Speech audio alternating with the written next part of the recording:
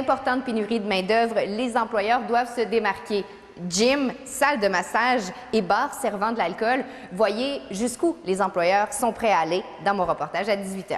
Choix de se démarquer et les entreprises sont de plus en plus nombreuses à investir pour le bien-être et le divertissement des employés. Et Karianne, on cherche notamment à attirer les jeunes. Jeux vidéo, jeux de société, on pourrait croire que je me trouve à la maison, dans mon salon, mais non, je suis au sein d'une entreprise de technologie qui a décidé d'investir dans le divertissement et surtout le bien-être de ses employés. Vous allez voir dans ce reportage une plus-value qui les aide à contrer la pénurie de main-d'œuvre. À Québec, avec un taux de chômage de 5,1 %, le plus bas au pays, les employeurs doivent jouer du coude pour attirer les travailleurs. Dans le fond, on n'a pas de misère de recruter. Les gens veulent venir travailler. Ici, chez You Eat, on retrouve notamment une salle de jeu, un gym et une cuisine. Et on voit aussi qu'il y a de l'alcool? Oui, le vendredi, en fait, à partir de 3 heures, c'est possible pour les employés de se servir une bière, continuer à travailler. Les fondateurs de You Eat qui ont travaillé chez Apple se sont inspirés de Silicon Valley. C'est des heures de détente ou des heures de travail, donc c'est le fun des fois de pouvoir se lever, changer d'air un peu.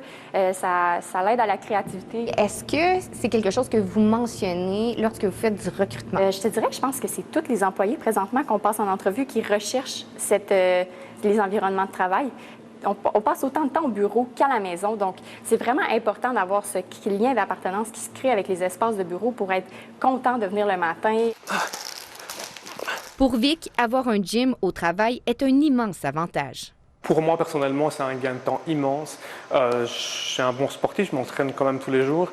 Je gagne à peu près facilement 1 heure par jour. Parlons de chiffres maintenant. Chez You Eat, la construction de l'édifice a coûté près d'1 million de dollars. Ça comprend l'équipement comme les ordinateurs, mais aussi les espaces de divertissement, comme cette salle de massage. Je ne veux pas dire que les gens de ma génération ne jouent pas au billard, mais ce genre d'initiative-là, souvent, on vise une clientèle plus jeune. Les entreprises multimédia et technologiques ne sont pas les seules à adopter cette stratégie. C'est quand même assez répandu. On a vu dans les dernières années, même dans des industries peut-être plus traditionnelles, comme le domaine bancaire, le domaine des assurances, qui ont tenté aussi d'innover, créer des environnements de travail qui sont collaboratifs, différents, créatifs. C'est davantage pour attirer que fidéliser ou de garder les gens chez nous. Après s'être démarqué, il faut donc savoir retenir son personnel. Karianne Bourassa, TVA Nouvelles, Québec.